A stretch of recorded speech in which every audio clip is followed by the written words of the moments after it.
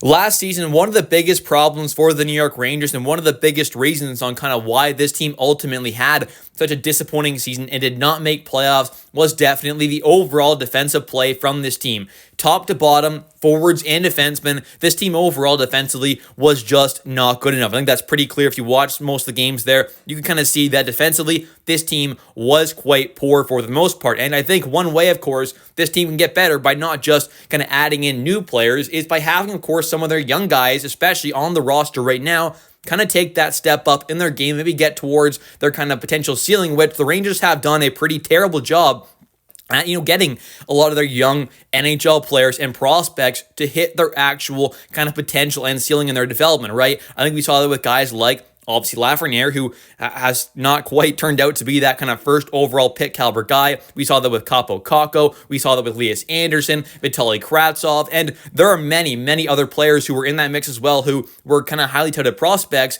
who just kind of flamed out there and didn't quite reach their absolute potential, or even maybe didn't get close to their potential either. So I think going forward, this Rangers team has to do a better job at developing, and I know that's much easier said than done. It has been many, many, many years of this Rangers team just not doing a good enough job developing players and prospects and young guys. So, like I said, I'm hopeful going forward they'll do a better job, but it's obviously no guarantee. But either way, there are two defensemen on this Rangers team right now who I think if they could take that step up in their game and maybe become a little bit more of a consistent player, they could truly have a massive impact on this Rangers team. So in today's video, we're going to take a look at those two young defensemen on this Rangers roster right now that I'm hopeful can finally take that big step up in their game, in their development for next season to really kind of help this New York Rangers team upgrade this defense core, which I think we know has some holes on it. So let's get right into today's video, and first off, we're going to start off with K'Andre Miller, who is, of course, that 6'5", over 200-pound left-handed defenseman who is still only 25 years old, turned 25 in late January. He is, of course, a pretty talented guy. If you just take a look at his talent level there, it is quite high, especially for a guy of his size.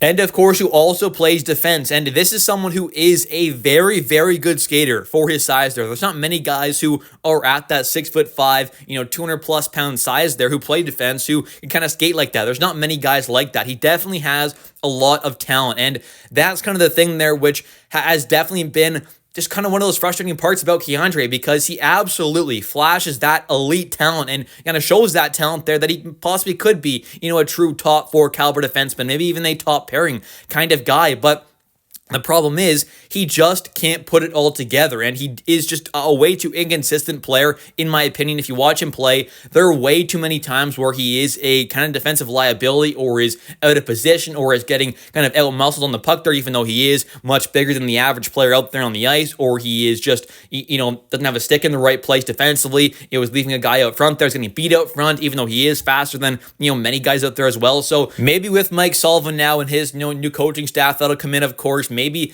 these guys can kind of get a K'Andre Miller right back on track there and kind of turn him into that true top 4 caliber defenseman, which I still think he can be, because he has that talent there. He has all the skill and the kind of tools needed. It's just about kind of putting it all together to be a more consistent defenseman. And then if he could do that, he could truly be a very impactful guy for years and years to come at the NHL level.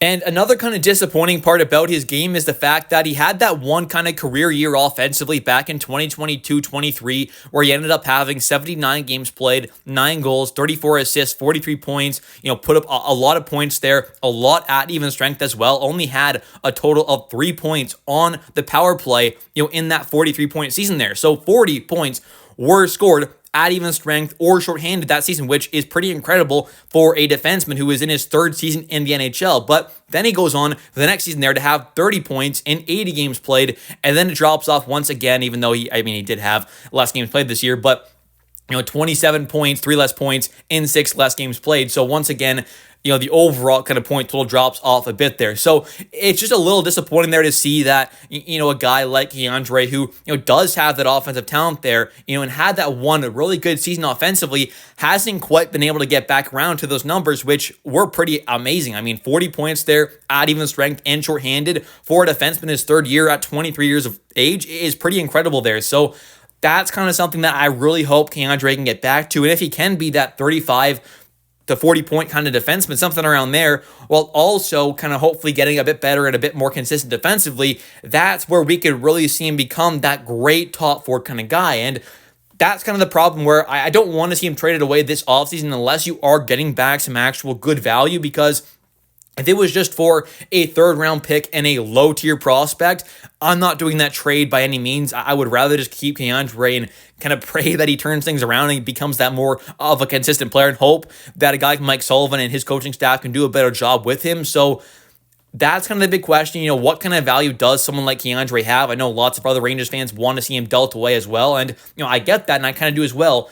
But I'm not willing to see him traded away for pretty much nothing, right? I want to see some actual good value come back. Otherwise, we might as well kind of take that gamble and risk and kind of hope that he can finally figure things out and really become that complete player and kind of just a better overall player that I think he still possibly can become. So, of course, K'Andre could potentially have a massive impact if he can finally have that complete breakout season. But another player, of course, is Braden Schneider. He is also still a pretty young defenseman on this team, actually a little bit younger than K'Andre. He is only 23, turning 24 in late September. So, still in his early 20s, and he's a 6'4" right-handed defenseman, over 200 pounds, just like K'Andre. So they're both that 6'4", 6'5" kind of size there, above 200 pounds. One's a lefty, one's a righty. Braden, I think, is a little more kind of, consistent and just hasn't quite taken that step yet. I don't think it's the inconsistency factor like a K'Andre, where I think K'Andre just doesn't show it enough and kind of has these major kind of lapses overall defensively in his play, where